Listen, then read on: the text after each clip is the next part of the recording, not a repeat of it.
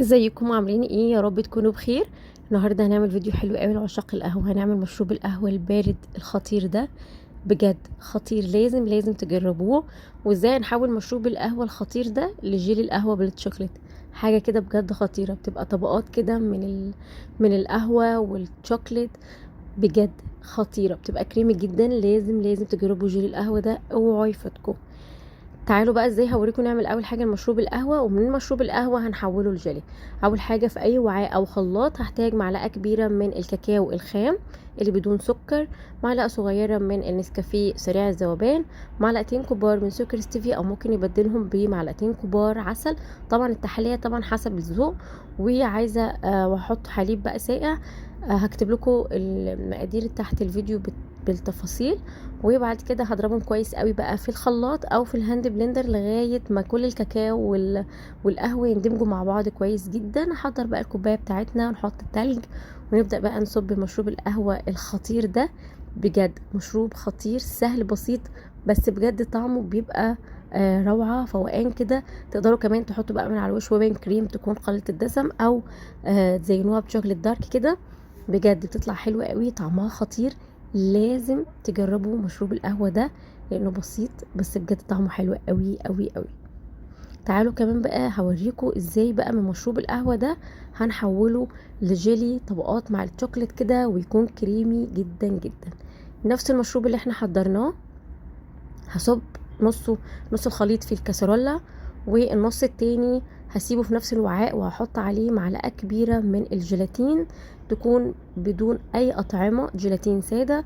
وهقلبها كويس لغاية ما تدوب معايا.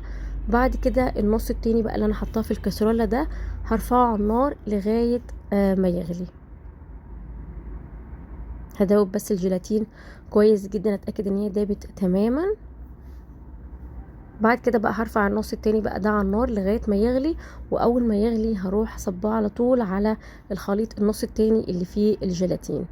بعد كده بقى هضرب بقى الميكس ده كويس جدا. الخطوة دي مهمة جدا، هي اللي بتعمل معانا الطبقات.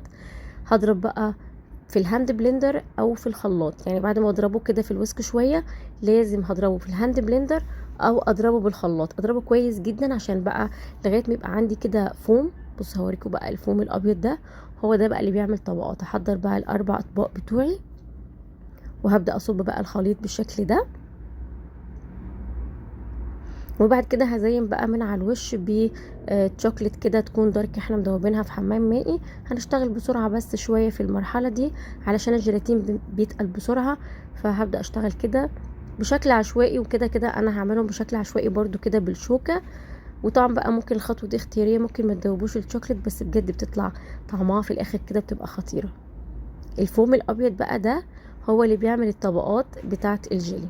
يبقى كده طبقة من فوق فاتحة وطبقة من تحت كده دارك شوكليت كده، بتبقى غامقة. بتبقى بجد خطيرة، لازم بجد تجربوه. بعد كده بقى هرفعه في التلاجة لمدة 3 ساعات 4 ساعات حسب ما يجمد معاكم. وبعد كده بقى تقدموه بقى بالهنا والشفا. لازم تجربوه. بيطلع بقى كده من التلاجة مش قادرة اوصفلكم بقى. بصوا بعد ما جمد بقى الطبقة اللي فوق مسكت كده، وبصوا بقى طبقتين ازاي، واخد طبقة من فوق كده فاتحة وطبقة من تحت كده غامقة، وفي نفس الوقت بيطلع كده خطير. بجد طعمه كمان بيبقى حلو قوي قوي قوي. بيطلع كده كريمي. لازم بجد تجربوه، جيل القهوة ده خطير. لو جربتوه مرة انا واثقة انه هيعجبكم، هتكرروه كذا مرة.